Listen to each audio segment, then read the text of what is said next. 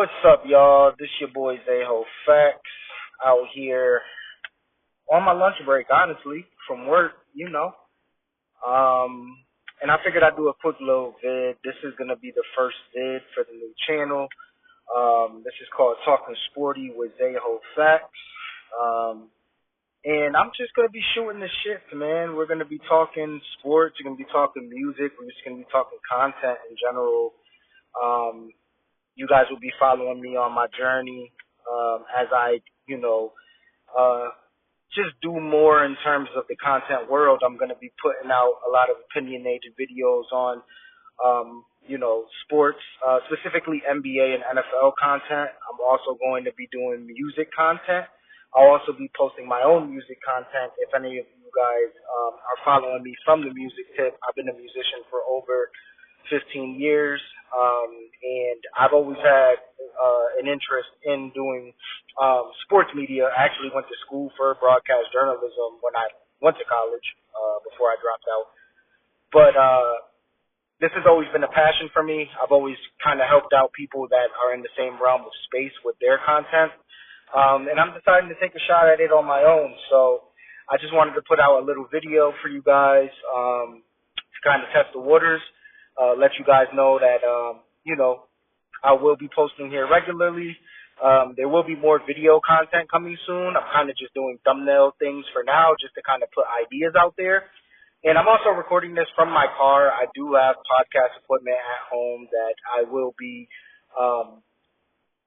getting together shortly so that way I can start putting out better content for you guys, more professional content. But unless you start doing it, you'll never do it. So here I am doing it. But I wanted to talk to you guys briefly. Shout out to my fellow Birds fans out there. If you rock with the Philadelphia Eagles, you're definitely going to rock with my channel. I am an Eagles fan. So in terms of the NFL tip, I will do broader topics on like just NFL topics in general. But for the most part, I am going to focus a lot on my Philadelphia Eagles. And I just wanted to talk about OTAs today. Actually, practice is probably going on right now. I believe Nick Sirianni and Jalen Hurts just finished talking to the media a little while ago, which I definitely have to check out, and I will put commentary out on that as well. But I kind of wanted to just talk about OTAs and just little matchups in terms of position battles that I'm looking forward to. And the first one that I want to start with is edge rusher number 2. Obviously, we know that Jonathan Grenard was acquired this offseason in a blockbuster, you would call, trade during the draft in which we acquired him. It was funny because this was like one of the worst kept secrets of the offseason that the Eagles were going to acquire Jonathan Grenard. He had been on the Eagles' radar since the trade deadline last year before we acquired Jalen Phillips, and he is an animal. So it's safe to say that going into the year, if you look at the depth chart, he will be edge rusher 1. But in terms of edge rusher 2, Nolan Smith and Jalix Hunt is a very interesting battle. A lot of people that know me know I have a big Nolan Smith bias. I am a huge Nolan Smith fan. I love his attitude. I love his drive. And I think if you would have asked me after we won the Super Bowl in the 24-25 season how I thought Nolan Smith would have ended up to this point now, I would have told you that I would have thought Nolan Smith would have been a Pro Bowler last year, just given the momentum that he had during that playoff run, setting a playoff sack record. Franchise record for the Philadelphia Eagles with 6 sacks in the postseason. I thought it was really impressive. However, injuries have kind of derailed his career up until this point thus far. And this is going to be a make or break year for him, which I'm kind of disappointed to say because I had higher expectations for him. I honestly was under the belief that he could have been a top 5 to 10 edge by the time he would have signed his next contract. Here we are now, and we did pick up his 5th-year option, but we could also trade him on that 5th-year option and, kind of get rid of him. And Jalen Hunt being the 3rd-round pick, the guy that had the lower expectations coming in, he was a project, out of college. He was a converted safety to edge. So thinking, with Nolan having that SEC pedigree, I thought that Nolan Smith probably would have been ahead of Jalix Hunt at this point. But you know what? To Jalix's credit, he has stood healthy, he's played the course, and he's gotten better every single year, and I'm expecting a big year from him. And I don't think if he is number 2 on the depth chart right now, I don't think he's going to give that up pretty easily. But that is probably the big position battle that I'm looking forward to the most. I'm also looking forward to seeing the safety battle. Marcus Epps had a really good second half of the year when he filled in for Drew Makuba. Drew Makuba is working his way back and rehabilitating from his injury late last year. We have J.T. Gray. We also have, Wisnowski, the rookie that we drafted in the 6th or 7th round this year. So we do have some depth. Getting rid of Sidney Brown was pretty interesting because he was a really good special teams gem for us. But I do think that OTAs will tell us a lot once we can get some reporting on what's going on in practice, on where we're going to be going. We obviously know Fangio said last week that Cooper DeJean will start in base. I've kind of been leaning towards that off season, especially when we didn't make a move for a safety during free agency when there were plenty available. It kind of told me what I needed to know in terms of Cooper DeJean and where we value him. We want him on the field 100% of the downs if possible. And that's what we're going to do. We're going to move him around. He's going to be a chess piece. He's our version of what the Ravens have in Kyle Hamilton. Think the LA Chargers with how they were using Derwin James last year is the same way that we're planning on using Cooper DeJean this year. So until we have a safety that we can, truly depend on from a franchise perspective, which I think Drew Makuba could be, I think we're going to lean on Cooper DeJean to kind of be a hybrid guy. And that's also going to affect his payday, but that's another story. I do think that the acquisition of Tariq Woolen gives us the flexibility to be able to move DeJean, because if we didn't have Woolen, DeJean would have been in the outside opposite of Quinyon in base, and then we would have had an issue in safety. So shout out to Howie for making that move for Woolen. I know it was kind of rich. It's a 1-year deal, but for this year, it's going to solve the problem. I do think we need to address safety in the next coming draft high.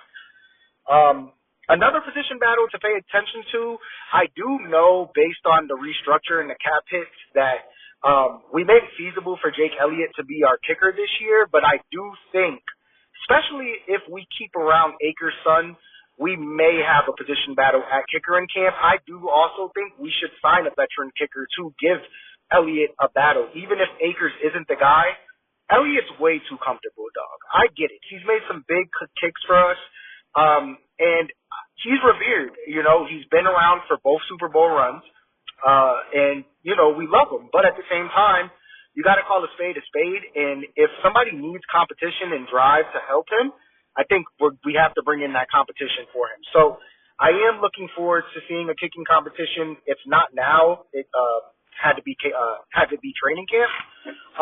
But I am, I do think Jake Elliott needs his seat to be a little bit hot. Now, the elephant in the room, guys.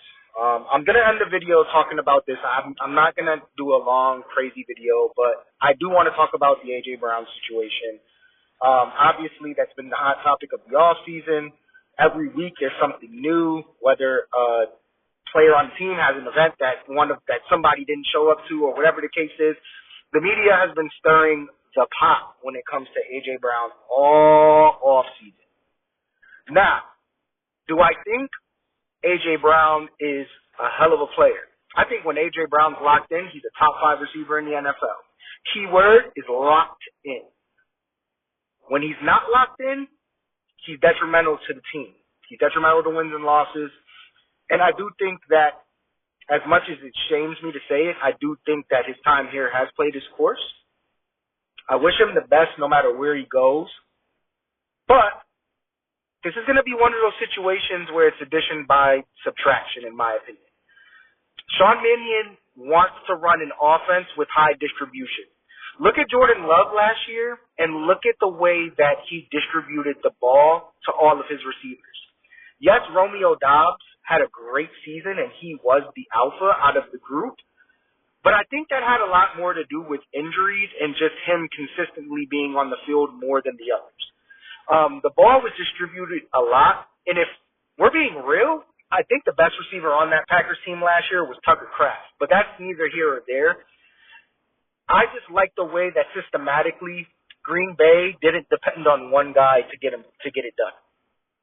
There's no tunnel vision in that offense, and if Mannion's going to bring that system over here, then I do think that there is a world where, you know, we could have a couple 1,000-yard receivers and maybe a couple 600 to 700-yard receivers.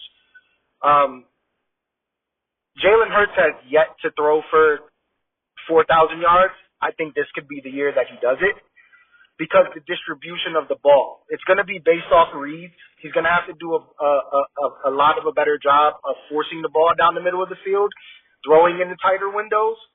And I'm not going to say he's not capable of doing it because that's disingenuous, and a lot of people like to say that bull jive. But what I will say is Jalen Hurts has to play a little bit more aggressively in terms of taking risk when the risk shows the opportunity. What I mean by that is there was a lot of times and a lot of instances last year where he was being very risk averse. He wouldn't throw the ball where it needed to be, and he was forcing the ball outside. He would force the ball to check downs to Saquon, or he would just run the ball for maybe a yard or two and go out of bounds. This year has to be the year with Jalen Hurts, in my opinion, where it's that evolution and that next step where you make that read and you sling it to that read and you trust your guys. And I think because of the success that we've had in the last couple of years, being risk averse, I think it kind of forced him into this, no margin for error type of thing, and kind of being ultra analytical, which I think he gets from Nick Sirianni. But this year has to be the year where I think with Mannion, he's a younger play caller, he's innovative, he comes from a system that runs a lot more play action, a lot more boots. I think getting Jalen out in space, you're going to see him run the ball a lot more. And then I also think we're going to go back to systematic RPOs that Shane Steichen ran with him in 22 a lot, and some of it that Brian Johnson even ran in 23. I think we're going to see a lot more of that, fellas. Last year was an anomaly. Kevin Patullo did not know what he was doing. I think that we're going to be seeing a lot more Jalen being more creative and him having opportunities at the line of scrimmage to be creative. If you have more play calls that you enjoy calling, you're going to see a lot more audibles to him going to those play calls he enjoys doing. When the playbook is bull, you're going to audible to draws. You're going to audible to stuff that is risk averse because you don't trust what you're seeing. But I am going to be posting more content. I just wanted to make a quick little video for y'all. Quality's probably a little messed up. Like I said, I'm kind of recording this on my phone on the fly. I'm going to be posting this today. When I have more content on OTAs, maybe a couple days from now when I see some progress, I will hit you guys with some OTA updates. And other content as well. I know the NBA Finals is coming around. I definitely want to talk about the Knicks versus the Oklahoma City Thunder or San Antonio Spurs, whoever wins that series. So I do want to talk about stuff like that. And I also want to talk about kind of the climate of music as well, which in the past, if you guys did follow me, I did a Wave Files podcast with my nephew Schmitty. We do have plans to bring that back as well, so that will also be on the channel. But this is the beginning here for me, and you'll see my journey, man. I do a lot of content. I'm a music creator. I'm Sejofcts on all platforms, and I'm here to grow with you guys. So if you're rocking with me, subscribe, like, goes a long way, and follow me on all socials at Sejofcts. But listen, y'all, I'll holler at y'all. Y'all have a good rest of y'all day. Yeah.